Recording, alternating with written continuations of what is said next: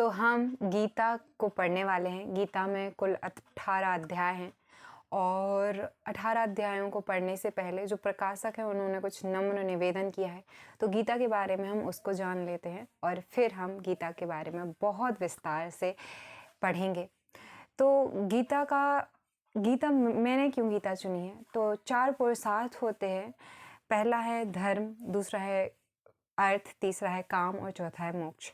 तो धर्म के लिए मैं मतलब कि पूजा पाठ या स्थान, तीर्थ स्थान, ये सब कुछ करना चाहिए एक इंसान को। लेकिन क्योंकि मेरा अध्ययन क्षेत्र रहा है, मुझे ज्ञान यज्ञ बहुत ज़्यादा मतलब मेरे अनुकूल है, तो मैं गीता में जो 700 श्लोक हैं इनको धारण करूँगी, इनको ही पढ़ूँगी। तो चलिए शुरू करते हैं। नम्र निवेदन जो प्रकाशक ने किया है। तमेव माता च पिता तमेव बन्धुश्च सखा तमेव वेद्या द्रमं तमेव सर्वमम देवं वसुदेव सुतं देव कंस चाणूर्दमर्दनं देवकी परमानंदं कृष्णं वंदे जगत गुरु। अब हम सबसे पहले गीता की महिमा देखेंगे और फिर गीता के तात्पर्य और इन सब के बारे में चर्चा करेंगे। तो गीता की महिमा इतनी क्यों है? क्यों सब कहते हैं कि भारत को समझने के लिए, हिंदू धर्म को समझने के लिए, सनातन धर्म को समझने के लिए आपको गीता का ज्ञान आवश्यक है। तो इसकी महिमा बहुत महत्वपूर्ण है। तो जरा ध्यान से पूरे चित्र को एकाग्र करके मुझे सुनिएगा। श्रीमद् भागवत गीता साक्षात भगवान की दिव्यवाणी है। इसकी महिमा अपरंपार है, अपरिमित है। उसका अर्थात में वर्णन कोई नहीं कर सकता। शेष, महेश, गणेश भी इसकी महिमा को पूरी तरह से नहीं कह सकते। फिर मनुष्य की तो बात ही क्या है। इतिहास, पुराणों आदि में जगह जगह इसकी महिमा गाई गई है, परंतु जितना महिमा इसकी अब तक गाई गई है उसे एकत्र कर लिया जाए तो भी यह नहीं कहा जा सकता कि इसकी महिमा इतनी ही है। सच्ची बात तो यह है कि इसकी महिमा का वर्णन पूर्णतया वर्णन संभव ही नहीं है। जिस वस्तु का वर्णन हो सकता है वह अपरिमित कहाँ रही, वह तो परिमित हो गई। गीता एक परम रहस्यमय ग्रंथ है। इसमें संपूर्ण वेदों का सार संग्रह किया गया है।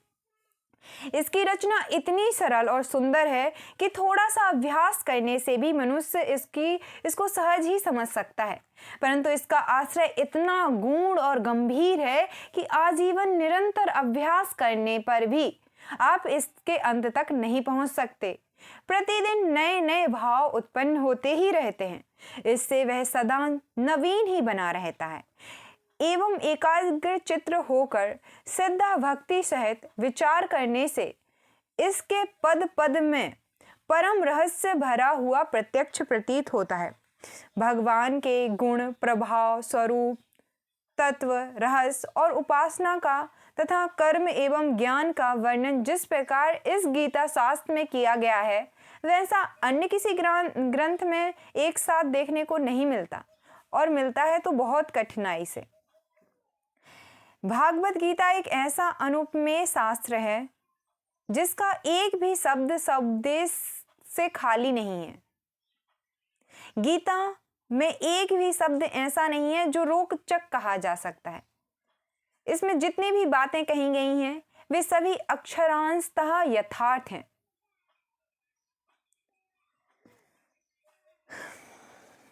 सत्य स्वरूप भगवान की वाणी में रोचकता की कल्पना करना उसका निरादर करना है।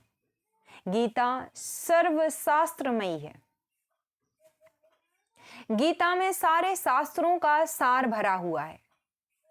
इसे सारे शास्त्रों का खजाना कहें तो भी अनियुक्ति नहीं होगी। गीता का भलीभांति ज्ञान हो जाने पर सब शास्त्रों का तात्विक ज्ञान अपने आप हो सकता है। इसके लिए अलग परिश्रम करने की आवश्यकता नहीं है। महाभारत में भी कहा गया है, सर्वशास्त्रमयी गीता। भीष्म ने कहा है श्लोक 2 में, अध्याय 2 में श्लोक 43। परंतु इतना ही कहना पर्याप्त नहीं है, क्योंकि सारे शास्त्रों की उत्पत्ति वेदों से हुई है। वेदों का प्रकाट भगवान ब्रह्मा जी के मुख से हुआ है और ब्रह्मा जी भगवान के नाभि कमल से उत्पन्न हुए हैं। इस प्रकार शास्त्रों और भगवान के बीच बहुत अधिक व्यवधान पड़ गया है वेदों में। किंतु गीता तो स्वयं भगवान के मुखार विंद से निकली है, इसलिए उसे सभी शास्त्रों से बढ़कर कहा जाए तो कोई अनियुक्ति न होगी। स्वयं भगवान वेद व्यास ने कहा है, गीता सुगीता कर्तव्या किमन्यः शास्त्र संग्रह या स्वयं पदनाभस्य मुख पदनाविंद्र श्रुतः। गीता ही भली प्रकार से श्रवण, कीर्तन, पठन, पाठन, मनन और धारण, गीता का ही भली भांति श्रवण, कीर्तन, पठन, पाठन, मनन, धारण करना चाहिए।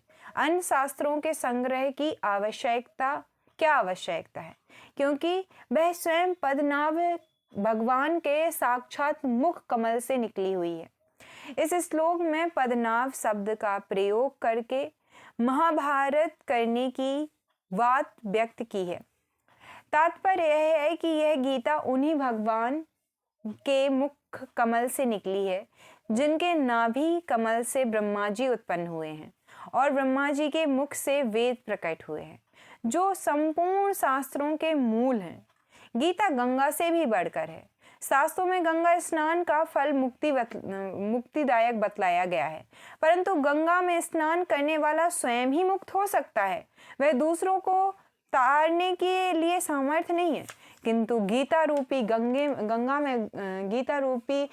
में गोते लगाने वाला स्वयं तो मुक्त होता ही है, वह दूसरों को भी तारने में समर्थ हो जाता है। गंगा तो भगवान के चरणों से उत्पन्न हुई है और गीता साक्षात भगवान नारायण के मुखारविंद से निकली है। फिर गंगा तो जो उसमें स्वयं आकर स्नान करता है उसी को मुक्त करती है, परंतु गीता तो घर घर में जाकर मुक्ति का मार्ग दिखलाती है। इन्हीं सब कारणों से गीता को गंगा से बढ़कर कहते हैं। गीता गायत्री से भी बढ़कर है। गायत्री जप से मनुष्य की मुक्ति होती है, यह बात ठीक है, किंतु गायत्री जप करने वाला भी स्वयं ही मुक्त होता है। वह गीता का अभ्यास करने वाला तो तरन तारण बन जाता है। जब मुक्ति के दाता स्वयं भगवान ही उसके हो जाते हैं, तब मुक्ति की तो बात ही क्या। मुक्ति उसकी चरण धूलि में निवास करती है। मुक्ति का तो वह सत्र खोल देता है। गीता को हम स्वयं भगवान से बढ़कर कहें तो कोई अतियुक्ति नहीं होगी। भगवान ने स्वयं कहा है, गीता आश्रय अहम तिष्ठामि गीता में चोतम ग्रहम गीता ज्ञानम पाश्यति त्रिलोकोन पाल्यम। ये 12 पुराण में कहा गया है। मैं गीता के आश्रय में रहता हूँ। गीता मेरा श्रेष्ठ घर है। गीता के ज्ञान का सहारा लेकर ही मैं तीनों लोकों का पालन करता हूँ। इसके सिवा गीता में ही भगवान मुक्त कंठ से यह घोषणा करते हैं कि जो कोई भी मेरी इस गीता रूप यज्ञ का पालन करेगा वह निस्संदेह मुक्त हो जाएगा। यही नहीं, भगवान कहते हैं कि जो कोई भी इसका अध्ययन भी करेगा उसके द्वारा मैं ज्ञान यज्ञ से पूजित होऊंगा। जब गीता के अध्ययन मात्र का इतना महत्व है, तब जो मनुष्य इसके उपदेशों के अनुसार अपना जीवन बना लेता है और इसका रहस्य भक्तों को धारण कराता है और उनमें इसका विस्तार एवं प्रचार करता है, उसकी तो बात ही क्या है। इसके लिए तो भगवान कहते हैं कि वह मुझे अतिशय प्रिय है, वह भगवान को प्राणों से भी बढ़कर प्यारा है। यह भी कहा जाए तो कुछ अनुचित न होगा। भगवान अपने ऐसे भक्तों के अधीन बन जाते हैं। अच्छे पुरुषों में भी यह देखा गया है कि उनके सिद्धांतों का पालन करने वाला जितना उन्हें प्रिय होता है, उतना तो स्वयं उन्हें अपने प्राण भी प्रिय नहीं होते हैं। गीता भगवान का प्रधान रहस्यमय आदेश है। इसी दशा में उसका पालन करने वाला उन्हें प्राण से भी बढ़कर प्रिय हो, इसमें क्या आश्चर्य है। गीता भगवान का श्वास है, हृदय है और भगवान की वाग्मयी मूर्ति है, जिसके हृदय में, वाणी में, शरीर में तथा समस्त इंद्रियों एवं उनकी क्रियाओं में गीता रम गई है। वह पुरुष साक्षात गीता मूर्ति है। उसके दर्शन, स्पर्श, भाषण एवं चिंतन से भी दूसरे मनुष्य परम पवित्र बन जाते हैं। फिर उसके आज्ञा पालन एवं अनुकरण करने वालों की तो बात ही क्या है। वास्तव में गीता के समान संसार में यज्ञ, दान, तप, तीर्थ, व्रत, संयम और उपवास आदि कुछ भी नहीं है। गीता साक्षात भगवान श्री कृष्ण के मुखारविंद से निकली हुई वाणी है। इसके संकलनकर्ता श्री व्यास जी हैं। भगवान श्री कृष्ण अपने उपदेश का कितना ही अंश तो पद्यों में कहा था, जिसे व्यास जी ने ज्यों का त्यों रख दिया है। कुछ अंशों को उन्होंने गद्य में कहा था, उसे व्यास जी ने स्वयं श्लोकबद्ध कर दिया है। साथ ही अर्जुन, संजय एवं धृतराष्ट्र के वचनों को अपनी भाषा में श्लोकबद्ध कर लिया है और इस 700 श्लोकों को, पूरे ग्रंथ को 18 अध्यायों में विभक्त करके महाभारत के अंदर मिला लिया गया है, जो आज हमें इस रूप में उपलब्ध है। तो आज के लिए इतना ही। गीता का महत्व समझाना बहुत ज़रूरी था। गीता पढ़ना मुझे जब मैं क्लास 10th में थी तब मेरी दादी लेके आई थी और तब मैंने पढ़ना शुरू किया था गीता को, और मैं सबसे मुक्त हो गई थी एक तरीके से। मुझे कोई मोह नहीं था, कोई लालच, कोई भी डर, एक तरीके का मैं अपने पिता को भूल गई थी।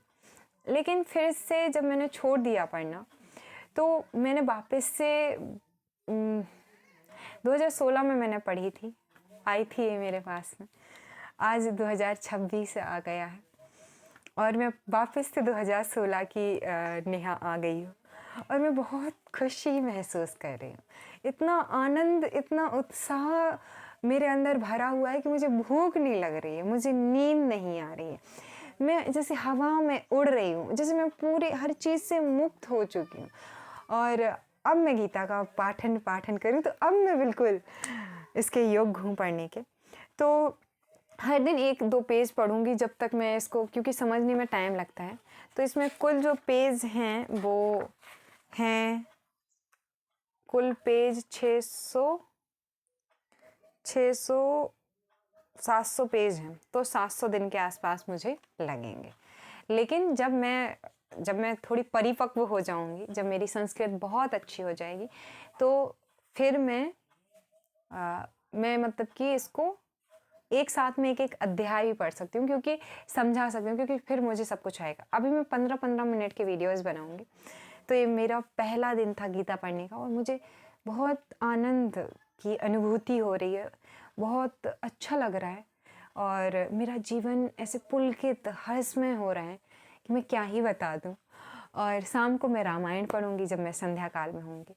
और क्योंकि भारतीय ज्ञान परंपरा में कुछ ऐसे समय होते हैं जब हम इनका अध्ययन नहीं करते हैं एक स्त्री के रूप में, तो मैं सारे नियमों को, क्योंकि मैं मानती रही हूँ बचपन से, ऐसा नहीं है कि सबको मानना ज़रूरी है, लेकिन उसमें एक रेस्ट भी मिल जाता है कि पूरे महीने नहीं पढ़ना है।